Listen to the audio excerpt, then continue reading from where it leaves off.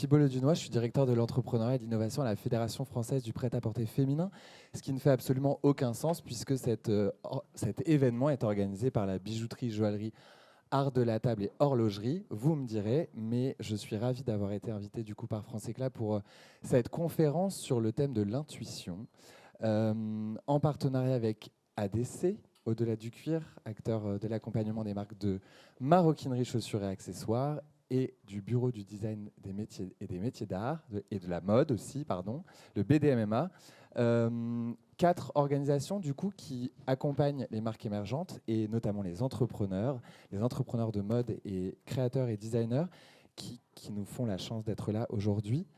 Euh, Aujourd'hui, l'idée, c'était d'explorer le sujet de l'intuition, du coup, une sorte de forme irrationnelle et spontanée qui peut être structurée, nourrie et transformée en vision stratégique parfois pour les créatifs et les entrepreneurs. Lors de cette table ronde, on va explorer le rôle de l'intuition dans la créativité. On explorera, on examinera les sources et les mécanismes de ce dispositif. Euh, L'intuition dans le parcours des artisans, des créatifs, des entrepreneurs, je le disais, une question aussi qui résonne, et c'était important pour moi de le dire, dans un contexte et dans une époque où nos décisions sont de plus en plus sur la base de l'intelligence artificielle ou de l'assistance artificielle. À défaut d'avoir de l'intuition, nos agents et nos assistants intelligents rationalisent, calculent, optimisent, vérifient et sourcent et sécurisent chacun de nos choix. De la recette de la meilleure soupe d'hiver, pour parler de la saison, au visuel d'une campagne de mode dite efficace. Alors, l'intuition a-t-elle de l'avenir? C'est ça dont on va parler aujourd'hui. Est-ce que c'est complètement old school ou pas du tout? Cette capacité fascinante et unique que seul l'humain a, ou en tout cas jusqu'à maintenant, de prendre une décision sur la base de son expérience. Et est-ce que c'est compatible avec le monde rationnel dans lequel on vit, un monde Excel? L'intuition est-il finalement le dernier rempart à une forme d'uniformisation ou une capacité obsolète? C'est les grandes questions dont on va parler aujourd'hui. Vous avez le droit de réagir, lever la main, crier, hurler ou chuchoter. Et donc, plein de droits. Et donc, je vais faire un premier tour de table. Je vais vous demander, mes amis, de vous présenter et de vous donner votre définition de l'intuition. Je commence par Antonin. Bonjour à toutes et tous, je suis Antonin Mongin, je suis artisan designer textile et je suis aussi le fondateur de la marque Phylactère Capillaire, une marque de bijoux qui vise à transformer vos cheveux coupés en des bijoux sentimentaux qui ont la couleur de vos cheveux ou de ceux de vos proches. Tout un programme. Est-ce que tu peux nous donner ma définition de l'intuition? L'intuition, pour moi, c'est s'écouter avant tout et aussi faire confiance en ses connaissances que l'on a acquises au contact du réel, de la matière, du tangible. Merci. Serge. Bonjour, je suis Serge Ruffieux. J'ai une marque d'accessoires qui s'appelle 1309 SR. J'ai travaillé pour plusieurs marques auparavant. Et maintenant, donc, je travaille plus sur la chaussure, le sac. J'ai des notes, parce que même si c'est intuitif, je vais certainement déborder aussi, mais c'est important d'avoir des notes. L'intuition, pour moi, c'est une forme de connaissance silencieuse. Elle vient avant les mots, avant la raison. C'est une sensation physique, presque organique, qui précède ma pensée.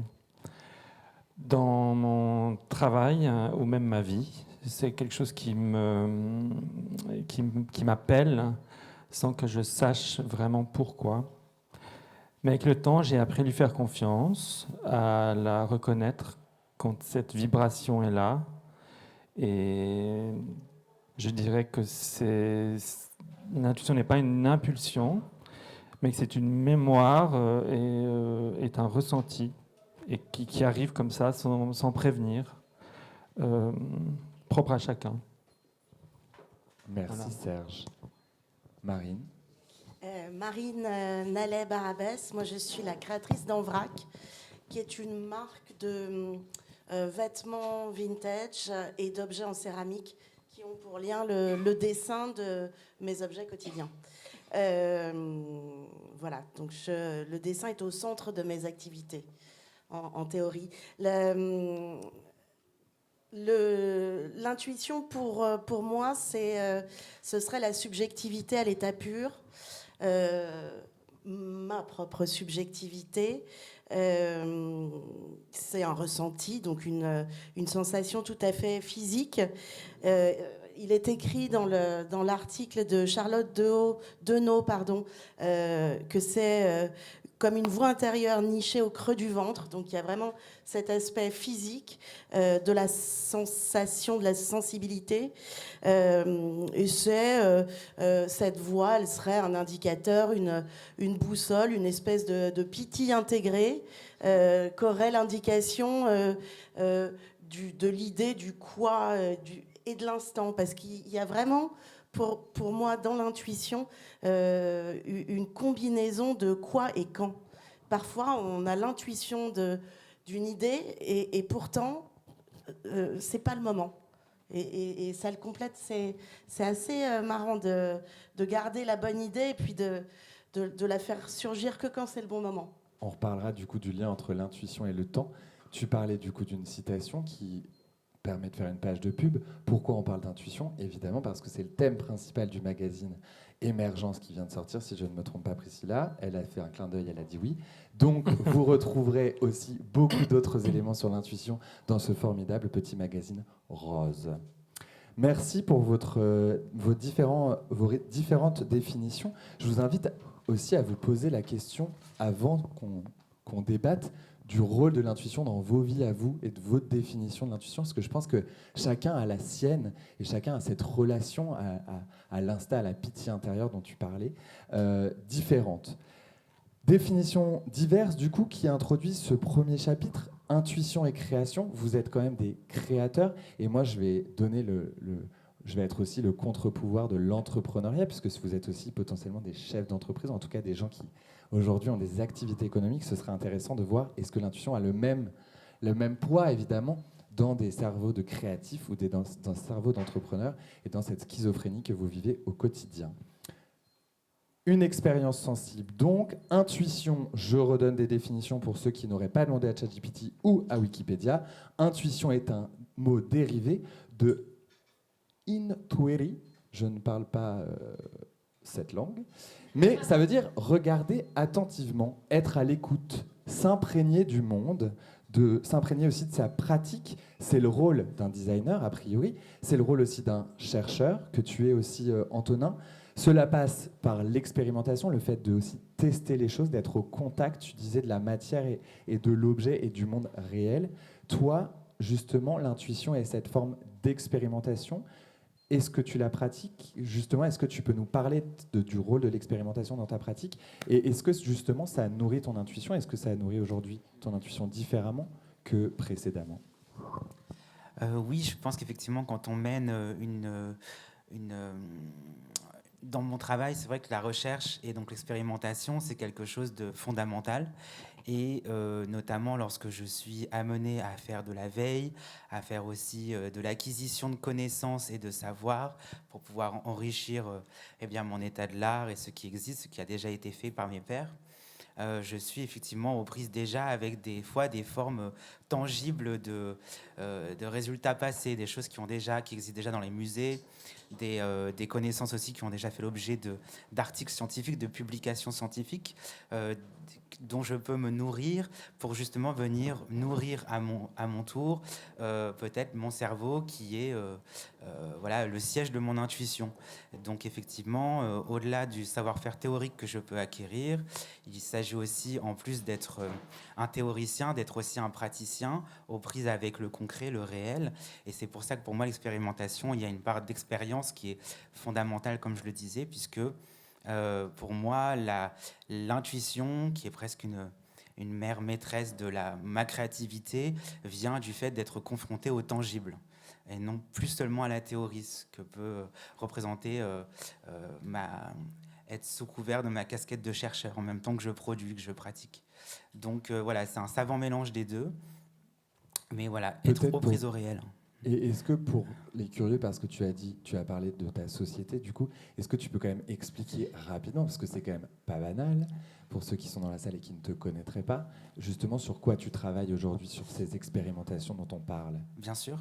Moi, je travaille sur le réveil de l'art de travailler en cheveux, qui est une pratique artisanale disparue au début du XXe siècle, qui était monnaie courante au XIXe siècle, qui visait en tant que particulier à venir voir un artiste en cheveux, avec des mèches de cheveux, de ses propres cheveux ou de ceux de ses proches, afin que cet artiste-là puisse réaliser des bijoux sentimentaux en cheveux. Et ce, avant la démocratisation de la photographie comme nouveau moyen de conserver des souvenirs. Donc finalement, le tangible, ce que pouvait véhiculer comme valeur sentimentale, symbolique, mémorielle, le cheveu, donc le tangible, a été, supplanté par la photographie comme nouveau moyen immatériel de conserver une mémoire.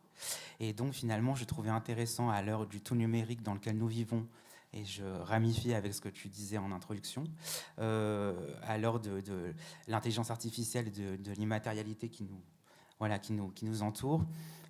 Si demain, tous ces serveurs qui contiennent nos souvenirs, nos photographies dans des clouds dont on ne connaît pas l'existence géographique de la conservation, tous ces clés USB, etc., ces serveurs, si demain tout ça saute, je suis dans un monde un peu dystopique, mais qu'est-ce qu'il advient de nos souvenirs? Et je pense qu'il serait bon, effectivement, de nous réintéresser aux valeurs que peut véhiculer justement le tangible.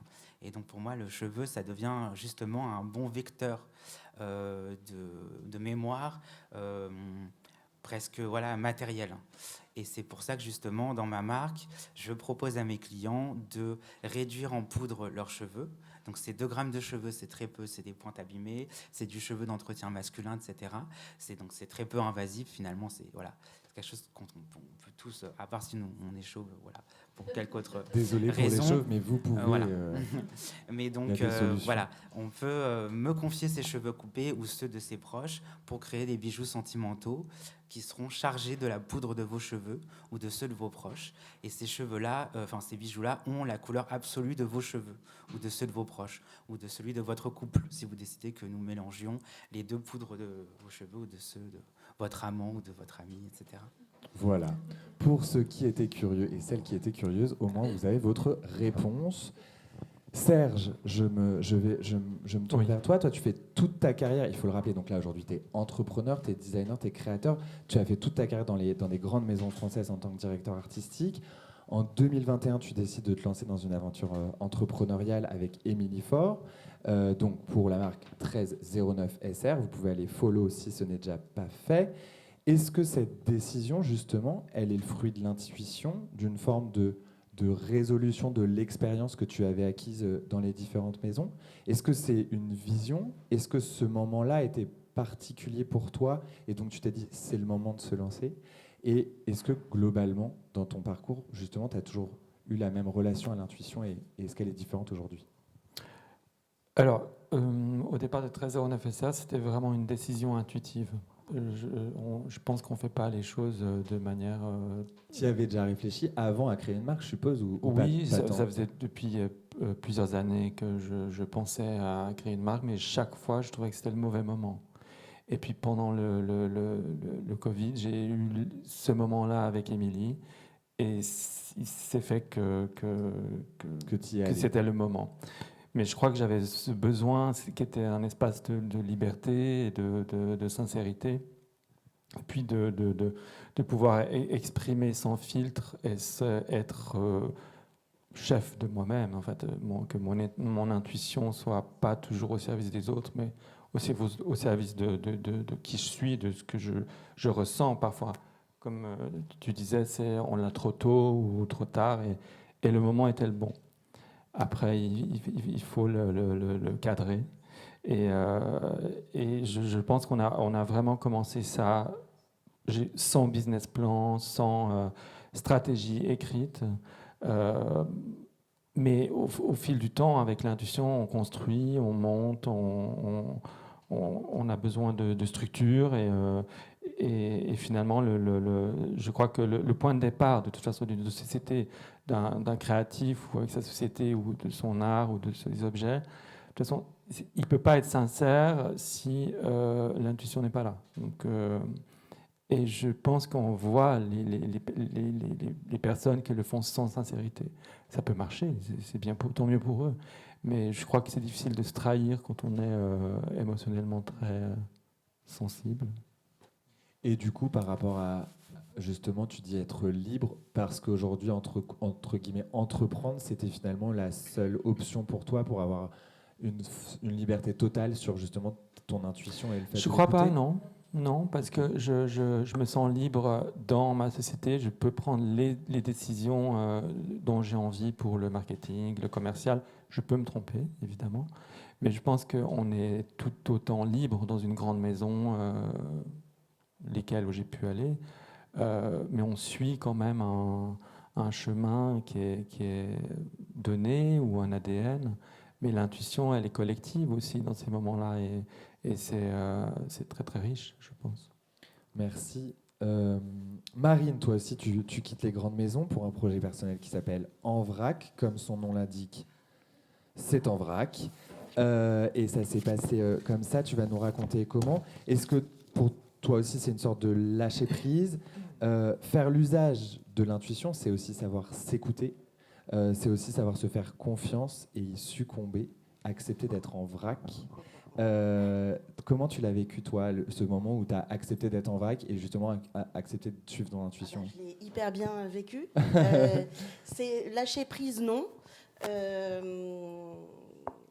Je sais pas, c'est une évidence, ça tombe sous le sens, c'est développer une activité personnelle qui commence à grandir en moi et qui trouvait un écho de plus en plus grand à l'extérieur de moi. C'était ici et maintenant. Donc une évidence et une décision que je regrette en aucun cas. Ici et maintenant, c'est parce que c'est...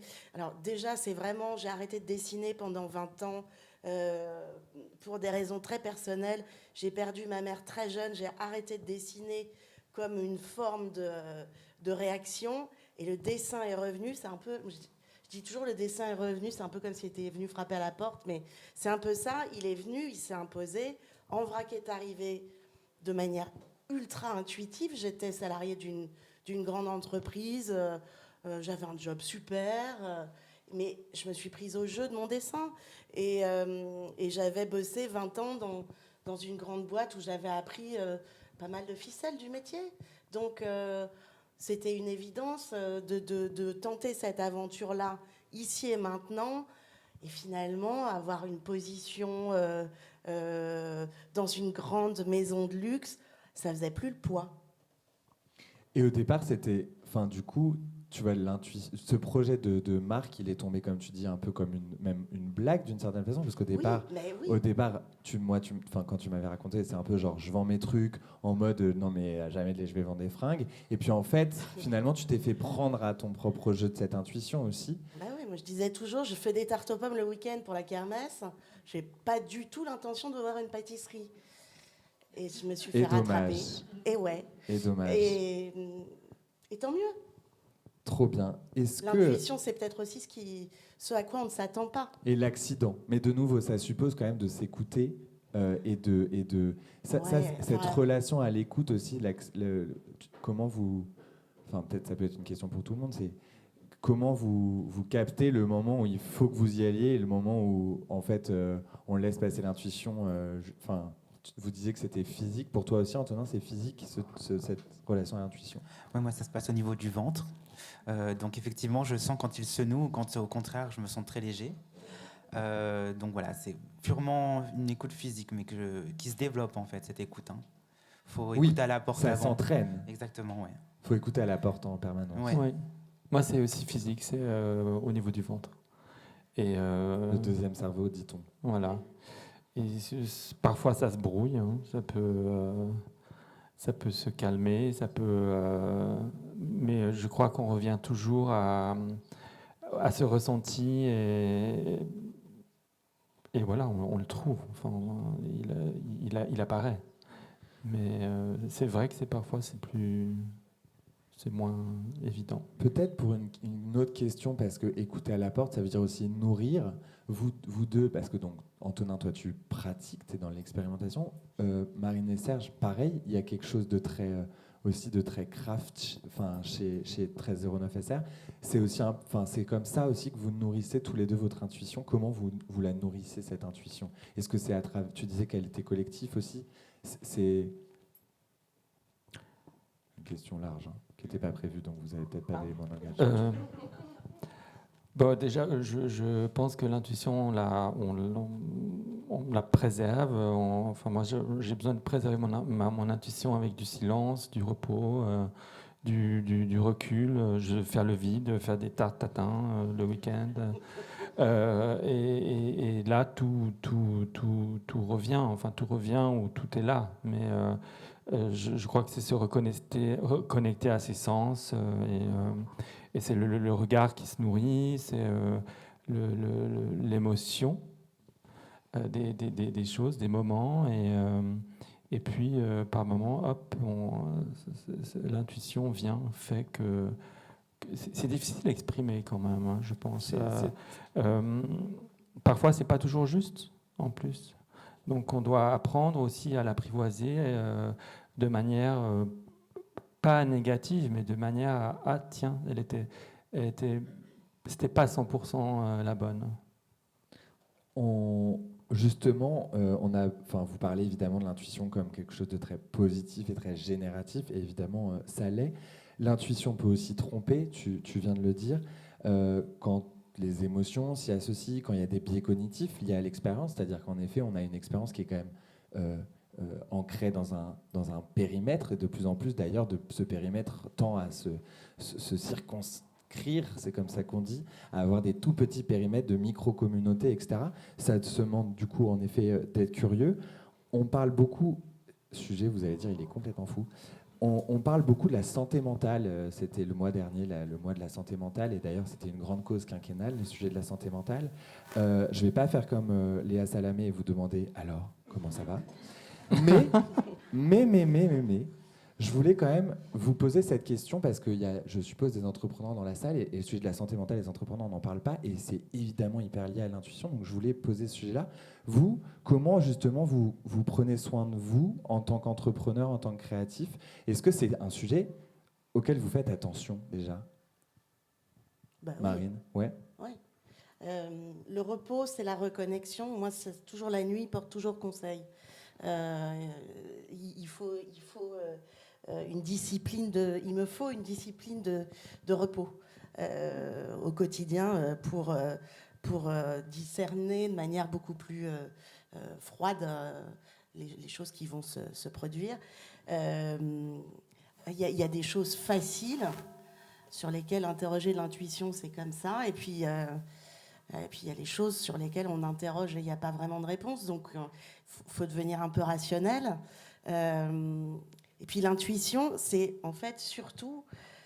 Je me suis rendu compte de ça depuis un moment, mais l'intuition qu'il se passe quelque chose de super avec quelqu'un. Et en fait... être entrepreneuse aujourd'hui, c'est être certes très seule, mais c'est avoir le luxe de choisir les gens qui m'entourent. Et je me trompe pas beaucoup, et j'ai le droit de me tromper, mais je me trompe assez peu, ça s'entraîne.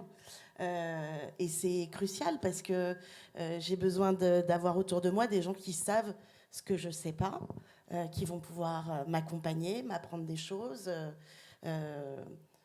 avec qui on va avoir des valeurs communes, envie de s'amuser aussi, et de rire, mais d'avancer ensemble. Voilà, en ça, c'est assez important, l'intuition. Serge, Antonin, quelque chose à rajouter sur ça, sur le sujet? Oui, non, mais c'est ce que je disais un petit peu tout à l'heure. Moi aussi, c'est une histoire de repos. J'ai ce besoin d'être allongé et regarder le plafond. Et le plafond va me parler. Je sais pas. Après, c'est sans bruit, sans rien. Mais c'est vrai que d'être, pour rebondir avec toi, c'est d'être accompagné, entouré de ses amis, de ricaner, ou simplement être seul. dans un bureau, au bureau ou dans ma chambre, allongé comme ça, comme je vous disais. Ça, je crois qu'on reconnecte c'est une recharge. On est comme des piles. On est mais on est des Duracell qui se vident jamais. Je pense que on peut être vidé par moment, mais ça revient toujours en fait. C'est pas jetable. Et Si tant est qu'on en prenne soin et qu'on oui, le chérisse. oui, il faut faire attention à soi effectivement. Et je pense que la santé mentale, c'est effectivement très important de bien manger, bien dormir, faire du sport. Enfin, c'est un peu bête, mais bien sûr. Non, mais en fait, c'est assez évident. Pas de commentaire. Si, moi, je pense que ce qui me ressource aussi, c'est d'aller voir le nombril des autres ou le fruit de leur intuition. Donc, moi, je ne sais pas faire du cinéma, donc je regarde les films des gens qui ont fait des films, presque parce qu'ils ont eu une intuition qu'ils devaient le faire. Ça m'intéresse. Voilà, d'aller voir ce que génère le nombril des autres. Ok. Voilà, oui, la curiosité. Créatif. Oui, c'est ça. Oui. On se nourrit. En fait, se nourrir de ce que je ne peux pas sécréter moi. Ok. Ouais. Intéressant. Notamment des cheveux. Organique. Du coup. Oui. Marine, du coup, je voulais revenir sur cette double casquette parce que j'ai la chance de te suivre depuis un petit bout de temps. Et du coup, quand tu es arrivée dans mon bureau il y a 3 ans, tu étais une full créative avec ce carnet équivalent et donc tu avais fait tes tableaux Excel sur ton carnet, ce qui était assez inédit quand on est directeur de l'entrepreneuriat et qu'on demande aux entrepreneurs de faire des business plans sur un cahier, c'était un peu compliqué. Aujourd'hui, 3 ans après, tu as quand même énormément avancé. Comment tu vis ces biais cognitifs de ton expérience justement de Comment créative? je vis Excel?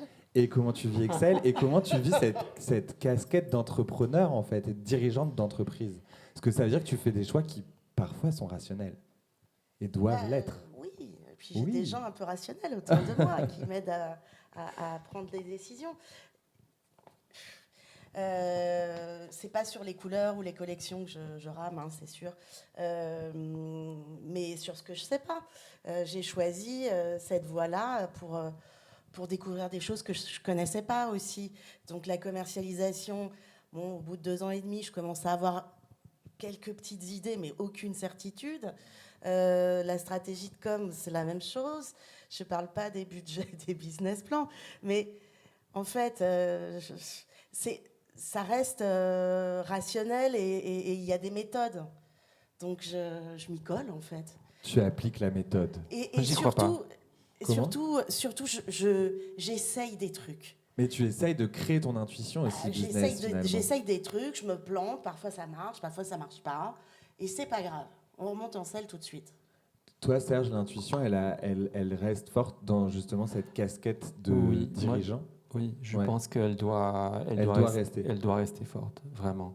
Même si, bien sûr, on est entouré de personnes peut-être plus rationnelles qui... C'est nous, non, les j'ai pas dit vous, j'en sais rien, mais on s'entoure de personnes qui vont nous aider à peut-être prendre des décisions. Mais à la fin, je pense que l'intuition doit rester le moteur. Et puis, je me souviens d'une discussion que j'ai eue il n'y a pas très longtemps avec une grande DRH d'une très grande maison française. Et elle me disait, non, mais là, ils me disent qu'il y a, je ne sais pas, 600 personnes. Bref, je ne sais pas. Et je leur dis que c'est impossible. Recalculer, c'est impossible. Elle me disait, mais ça part que de mon intuition. Et c'est une DRH. Et elle était basée avec des gens qui font des calculs, des choses comme ça, etc. Donc oui, enfin moi je crois qu'à l'intuition. Toi, tu crois à l'intuition, qu'elle soit créative ou avec cette casquette d'entrepreneur en tout Ah cas, oui. et que, en tout cas, vous pouvez aussi développer, enfin, je l'espère aussi, de développer cette intuition qui n'est pas innée au départ, en tout cas pour. Oui, et on sent quand c'est juste, pas juste. Et on peut se tromper. Après, si quelqu'un nous dit, bah écoute, là, tu vois bien que. Mais non, je pense que l'intuition prend souvent le dessus, et c'est pas une histoire d'ego. Parce qu'il ne faut pas mélanger l'intuition et l'ego. C'est vraiment pas une histoire d'ego. C'est intéressant aussi cette place de l'ego, / de la confiance, / de l'intuition Ouais. et les séparer. Antonin, toi, pareil, est-ce que l'intuition, elle a un rôle particulier dans la façon dont tu gères ton entreprise? Est-ce que tu écoutes ton intuition de la même façon? Oui, alors je pense que c'est un mix entre intuition, je dirais presque organique, et intuition rationnelle que je ne possède pas nécessairement dans tous les domaines.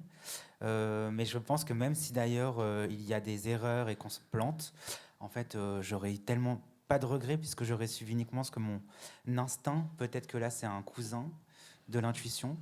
En tout cas, Maura, voilà, j'aurais eu aucun regret, aucun remords. J'aurais fait ce qui m'aurait été donné de faire. En effet, suivre son intuition, c'est aussi accepter de se tromper, accepter de faire fausse route.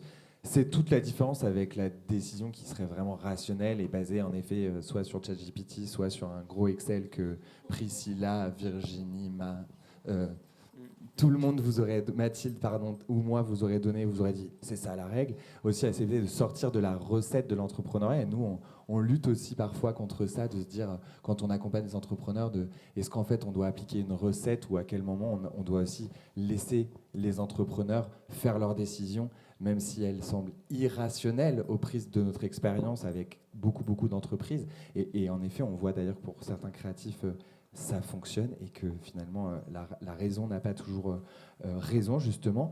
Toi et globalement aussi, je voulais vous poser la question, un autre sujet un peu tabou, mais le sujet de l'échec, justement, parce que écouter son intuition, c'est accepter de se tromper et donc accepter de mettre son ego de côté. Toi, tu as quelle relation avec l'échec, justement? Est-ce qu'il est fort? Est-ce que vous avez peur parfois de l'échec? Ou est-ce que, vu que vous écoutez votre intuition, vous êtes dans un truc de si on se trompe, c'est pas grave? Bah, il est sain, je pense, l'échec. Et quand il advient, je pense que justement, c'est qu'on ne l'a pas prédit. Si on a suivi notre intuition, effectivement, bah, c'est... A priori, on savait Voilà. on savait pas. Ouais, c'est ça. Mais en tout cas, on l'a fait, on a suivi ce qu'on sentait. Et donc, voilà, c'est un résultat parmi des résultats qui peuvent être beaucoup plus bénéfiques. Donc, moi, je pense que c'est aussi une façon... En fait, je pense aussi que l'échec, il est important quand on est entrepreneur, notamment aussi jeune que moi. Mon entreprise, elle a 3 ans. En fait, lorsque l'on a des fails, voilà, des échecs, je pense que je les bénis. Je trouve que c'est intéressant parce que dans ce cas-là, ça m'aide aussi à me poser des questions sur où je pourrais justement aller encore plus loin. Si j'en avais pas, je pense que je stagnerais, je me reposerais sur mes lauriers et ça serait bien triste, je fermerais l'année prochaine. Voilà, je pense qu'au contraire, c'est plutôt bénéfique. Oui, non, je trouve, enfin, moi je me sens pas mal face à l'échec. Au contraire, je pense que c'est une remise en question et on se pose peut-être les questions ou plutôt pas l'émission, mais notre intuition, comment on doit la diriger. Et c'est une discussion, je le vis pas mal du tout. Au contraire, Non, je trouve que c'est intéressant parce que Non, c'est mais- vrai que la notion d'échec dans l'entrepreneuriat, alors pas forcément dans le domaine créatif, mais la notion d'échec, elle est quand même assez taboue. Oui. En général, on en parle peu, ou alors on en parle en disant j'ai su rebondir très très vite. Enfin, et en fait, finalement, Je pense qu'il faut juste pas se mentir à soi-même, pas jouer, pas surjouer, être honnête avec les autres, les gens avec qui on va parler, avec nous-mêmes. Et puis tout est là en fait. Je crois que le jeu et le acteur studio, ça marche pas. C'est pas ça, être entrepreneur et avoir de l'intuition, je pense. Et on fait tous ces erreurs tous les jours. On met trop de sucre, trop de sel. Enfin, c'est pareil. Hein. dans les fameuses tartes que vous faites pour vous nourrir. Oui, mais on revient toujours à la bouffe parce que finalement la nourriture. Et le ventre. Et le ventre. Alors, 14h30, digestion pour tout le monde. Marine, un commentaire sur le sujet de l'échec et sur le fait de... Moi, je trouve que de rationaliser les risques qu'on prend quand on prend une décision, c'est hyper sain. C'est moi qui le dis. Waouh. Elle a évolué parce en qu'en 3 ans, je fait, vous l'avais dit. il va pas se passer grand-chose dans l'absolu. Non. Hein, donc, ça va aller. Et quand bien même l'échec se produit, en effet, je trouve qu'en fait, on en apprend vachement.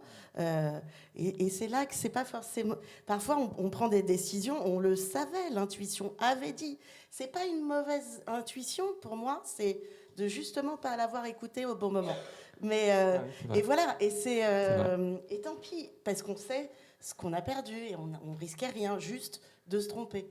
Oui, Voilà. Ou si on monétise l'échec, alors ça devient juste une dépense. Bon, bah voilà. Oui, On le savait au départ.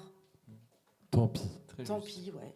Tant pis et tant mieux, parce que On en effet, avance. on en apprend des choses Ouais. avec les échecs.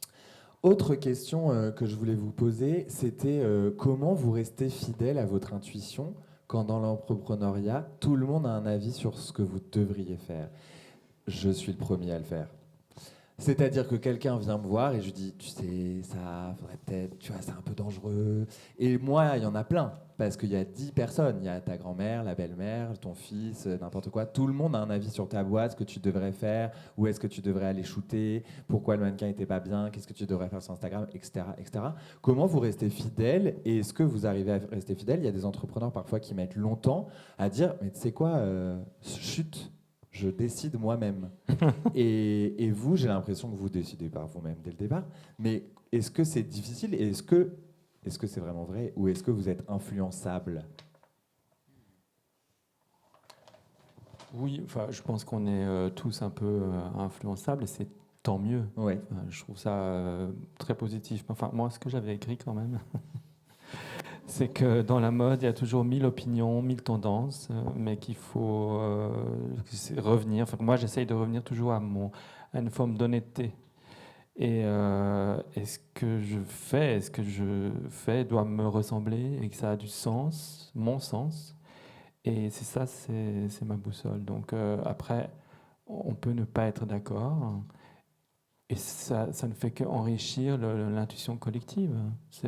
On s'arrête, on discute. Puis souvent, on n'a même pas besoin de discuter tous ensemble. On est tous d'accord, alignés, et on ne sait pas pourquoi. Et ça, c'est le travail d'équipe et de l'intuition entre créatifs. Et ça, je trouve génial. On reparlera tout à l'heure aussi de ta relation. Enfin, du coup, tu es le seul à être en co-entrepreneuriat, en tout cas associé avec une autre personne. Si je reviens, Marine Antonin, sur la vie des autres, toi, tu me disais que Marine, ça t'enrichissait beaucoup. Tu accepté d'être au départ buté sur ton intuition et de la partager au plus Oui, grand nombre mais pas pour la avec n'importe confronter. qui. Non, pardon, mais c'est vachement important, les gens avec lesquels on interagit. Moi, j'ai besoin d'être en confiance, j'ai besoin j'ai besoin d'être comprise. Voilà, je parlais d'intuition sur ce luxe d'être voilà, de choisir les gens dont on s'entoure, dont on sait qu'on sera compris. Et une fois que je suis tout à fait en confiance, j'ai aucun problème à confronter les idées. Et je peux ronchonner, mais ça reste en fait, ça nourrit la réflexion globale. En fait, ce qui est souvent pénible, c'est les gens qui donnent leur avis quand on leur a pas demandé. C'est juste ça. Et Coup puis, de gueule. bah, Non, mais t'as ouais, raison, bien sûr. c'est ça, et c'est cette histoire de trop de cuisiniers dans la cuisine, quoi. Il faut qu'il y Non, ait il n'y a qu'un chef. voilà. Il n'y a qu'un Il n'y a chef. qu'un chef. Mais trop de monde dans la cuisine, C'est pas possible. Non. En tout cas, toi, t'acceptes. En tout cas, toi, tu exposes, tu t'entoures et tu écoutes et Oui, tu crées ton intuition aussi au contact, ce que tu me disais, au contact de l'autre dans une forme de discussion. Et au départ, tu acceptes d'être têtu pour pouvoir t'adoucir ensuite. oui, je change de position. Je suis pas complètement. Non, je bouge. Je bouge. Je consulte moins sur le dessin, Oui. la couleur, Oui. là, je suis qu'avec mon intuition. Hmm. Et où par espèce de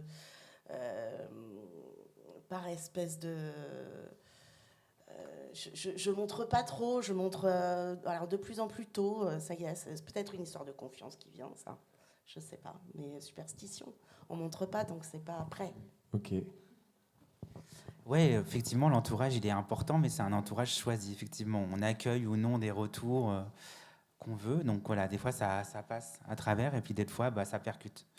Voilà, je pense que c'est important. Et puis, voilà, il y a des parts dans l'entreprise que je veux me réserver, que je nourris seul, et d'autres que justement j'apprécie déléguer, mais à des personnes que j'ai choisies parce qu'en fait on parle le même langage, mais même si on n'a pas les mêmes codes, les mêmes médiums de création, de production, d'idées. Donc voilà, ouais, je pense que ouais, l'entourage choisi, c'est la clé. Vous avez des questions ou on continue notre conversation autour d'un thé? Oui.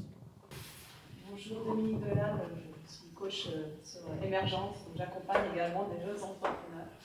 J'avais une question sur l'intuition, puisque là on parle entre créateurs.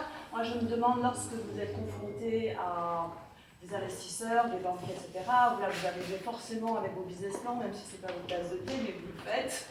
Pas sur un cahier cette fois. Et à ce moment-là, est-ce que vous avez l'impression que l'intuition que vous transmettez, que vous exposez, elle pèse aussi dans la balance face à la personne que vous avez en face de vous, ou est-ce que c'est pas pris en compte? Qui a déjà fait un pitch devant des investisseurs? Ah, bah Serge, c'est toi qui t'y colle. Oui, après, ça dépend si on est très à l'aise devant ou pas. Je crois que ça pèse dans ce qu'on transmet, enfin, ce qu'on essaye de faire paraître, enfin, de partager, en tout cas, sur sa société et sur ses chiffres, sur sa vision à long terme ou à court terme. Mais je crois qu'on a aussi l'intuition de savoir qui on a devant nous et de savoir si ce sera des gens bien et on va comprendre à qui on a affaire. Donc on peut, nous aussi, sentir si c'est bien ou pas pour nous, en fait, je crois. Mais après, c'est toujours difficile de défendre sa société. Je pense qu'on a besoin de quelqu'un d'autre pour le coup. Justement, je rebondis du coup parce que j'avais une question pour toi sur cette relation avec Émilie. Oui. Donc Émilie qui est journaliste de métier, donc vous êtes associée. Toi, tu gères, sur ce que j'ai compris, beaucoup la partie créa-produit. Elle gère un peu cette partie justement business et stratégie. Comment vous interagissez sur vos intuitions? Est-ce que vous avez votre périmètre chacun et du coup c'est chasse gardée ou est-ce que justement il y a une forme de relation de confiance qui fait que vous discutez beaucoup et que c'est un dialogue permanent. Ouais. On a deux sensibilités très différentes mais qui sont très complémentaires. Parfois elle me contredit, parfois elle m'éclaire. Donc je crois que c'est vraiment une histoire de confiance entre nous et on a besoin de cet échange-là pour que nos intuitions vivent à travers cette société et pour les différents paramètres de la société. Mais je pense que le plus important, c'est quand même de laisser de l'espace à l'autre, parce que si on ne le laisse pas, on se brouille totalement le désir en fait de la réalisation du projet. Et puis il y a quand même cette intuition collective, comme je disais, qu'il faut savoir sentir quand il faut insister, savoir sentir quand il faut s'effacer. Et ça, c'est pas l'ego. C'est à nouveau ce que je voulais dire. Je pense qu'il faut. Enfin, moi, j'ai quand même tendance à suivre mon intuition. Voilà. Et Émilie te fait confiance là-dedans? Oui, et je lui fais confiance quand elle me dit bah non. Je lui fais confiance. Et c'est souvent bénéfique, je pense. Est-ce qu'il y a d'autres questions dans la salle? Ça vous a laissé pantois, cette histoire d'intuition. Ouais. On a des micros maintenant pour vous. Moi, je suis créatrice et effectivement, je suis beaucoup prise au doute. Et je sais qu'il y a des gens qui vont répéter quand il y a un doute, il n'y a pas de doute. Est-ce que vous êtes d'accord avec ça ou pour vous, le doute, ça peut faire partie de l'intuition ou non? Quand on a un doute, ça veut dire qu'en fait, c'est pas le bon choix. Quand il y a un doute, il n'y a pas de doute. Peut-être un commentaire sur ce sticker, ce qui pourrait être dans un appartement Airbnb? Oui, c'est ça. C'est un peu... Je ne sais pas si vous avez la ref, mais moi je l'ai. C'est une expression que j'affectionne pas du tout. Le doute, il est assez sain, je pense, ou l'hésitation. Faut laisser décanter souvent, en fait. C'est une histoire de temps, c'est assez salvateur. La nuit porte conseil, mais pas que. La journée, ça marche aussi. Donc, c'est pas négatif. Non. Moi, quand je sais pas, je laisse poser. Je fais autre chose. Ouais. Moi, je pense qu'au contraire, le doute, c'est très positif. Et quand on n'est pas certain, par exemple, là, je fais un sujet, et ben, c'est sur la table. et je reviens le lendemain matin et ça s'affirme. En tout cas, Voilà. vous ne prenez pas de décision quand il y a un doute. Pas tout de suite, non. Merci. Donc, quand il y a un doute, il y a un doute. Oui, mais il faut attendre. Non, mais Faut- je voulais faut juste attendre, ça remettre peut- l'église au milieu du Non, village. mais ça peut être 20 minutes. Oui, oui. Quand il y a voilà. Quand il y a un doute, il y a un doute pendant X temps. D'autres expressions à peut-être challenger tous ensemble? Oui. Moi, j'ai l'impression que quand il y a de l'intuition, il n'y a pas d'explication facile à donner. Donc, face à un investisseur, un banquier ou un type qui fait marcher plus son cerveau que son ventre, d'après ce que je comprends, est-ce qu'il vous est arrivé de dire moi, j'y suis pas, je sais pas pourquoi, mais je le sens pas. Pour moi, c'est ça l'intuition, c'est ressentir un truc qui va marcher ou pas d'ailleurs.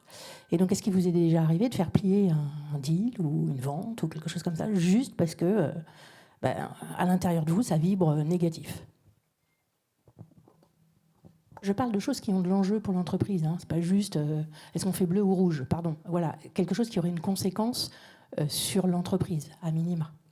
Pas de la peinture de votre salle de bain. Antonin, tu veux répondre? C'est ma faute. Oui, je pense qu'effectivement, moi, il m'est arrivé parce que j'ai pas uniquement ma marque de bijoux, de devoir collaborer avec des maisons et dont effectivement le projet, ça me semblait, ça fonctionnait pas au niveau de mon ventre. Même si ma tête rationnelle et mon portefeuille auraient voulu que j'accepte, j'ai pas voulu du tout collaborer. Et ça m'a plutôt réussi puisque en aval de cette expérience qui n'a pas eu lieu, eh bien, j'ai vu que ça avait foiré chez quelqu'un d'autre. Donc, c'était très bien. Et autrement, effectivement, oui, je pense que c'est quelque chose qui est de l'ordre de l'indicible, l'intuition. Donc, par essence, c'est une sorte de boîte noire dans laquelle on n'a pas accès au contenu. Et c'est en même temps ce qui est magique. Donc, il faut réussir à savoir comment justement l'écouter à la porte encore de cette boîte noire. Et pour moi, effectivement, dans le cadre du business, quand on est aussi créatif et qu'on a une sorte de cerveau bicéphale qu'il faut réussir à avoir et à avoir la bonne balance justement entre les deux, l'intuition est aussi là d'un point de vue business, je pense. Ou aussi dans la façon dont on le communique aux personnes pour aussi essayer justement de les drainer vers nous et de les conquérir. Sans ça, je pense que sans ce feu sacré qui ne se communique pas, c'est très compliqué pour nous, créatifs, natifs, de pouvoir faire plier des deals. Et en effet, je pense que, en tout cas, il y a mes homologues dans la salle, vous avez le droit de dire si vous êtes d'accord ou pas, mais c'est aussi ce qui est beau, nous, quand on accompagne des créatifs natifs, comme tu dis, de voir qu'il y a une intuition qui se crée aussi sur la partie business et que du coup, elle répond à une intuition créative qui ne serait pas forcément compatible et le choix se fait. Et ça, c'est intéressant de voir ça, de voir aussi ce parcours-là d'entrepreneur créatif où l'intuition business, elle vient aussi comme l'autre et en même temps, et elles se parlent et elles se répondent. Et je pense que du coup, il y a plein de décisions qu'on prend, qu'on n'aurait peut-être pas pris avant l'expérience d'entrepreneuriat, mais qu'on fait finalement et qui arrivent et qu'on sent. Tu voulais réagir? Non, enfin, pas je outre suis mesure. tout à fait d'accord avec ça. Business, c'est pas mon truc en réalité, mais je pense le comprendre et intuitivement capter quand c'est juste ou pas. Et on peut dire non à des deals ou par un sentiment, un pressenti. Et souvent, pour le coup, je me suis rarement trompé. Donc je suis assez content de ça. Il y a une question au fond de la salle.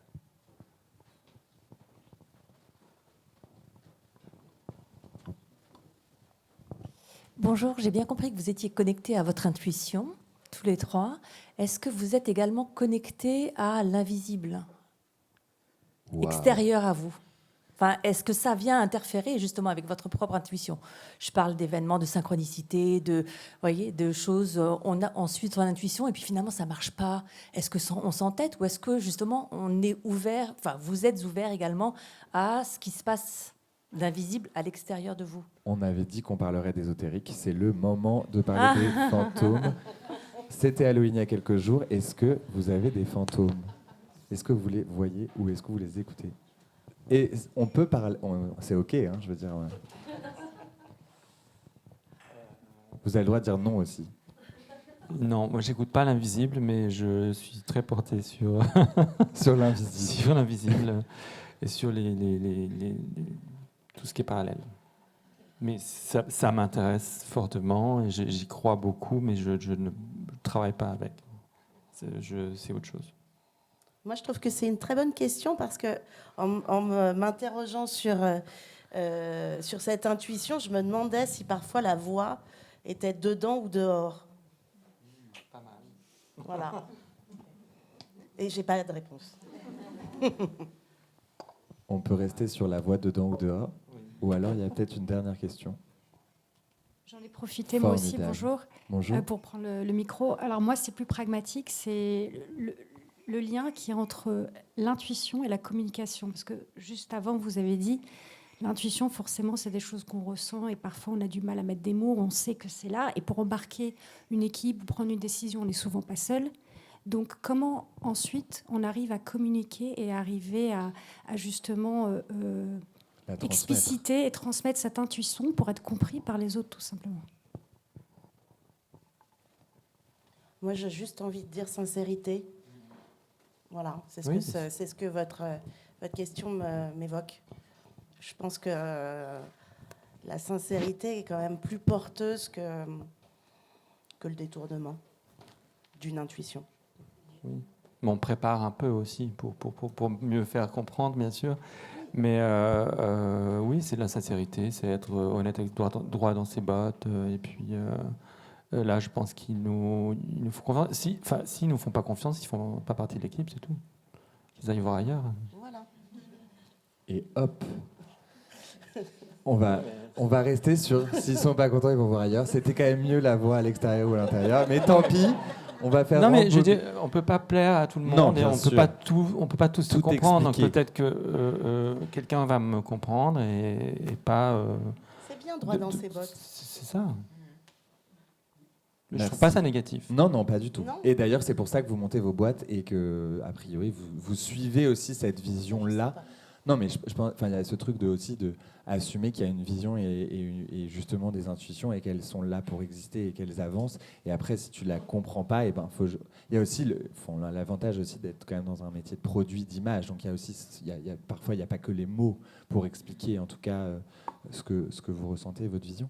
Je vais devoir clôturer parce qu'après, on va être en retard. Merci. Merci beaucoup. Antonin, Serge et Merci. Marine pour votre présence.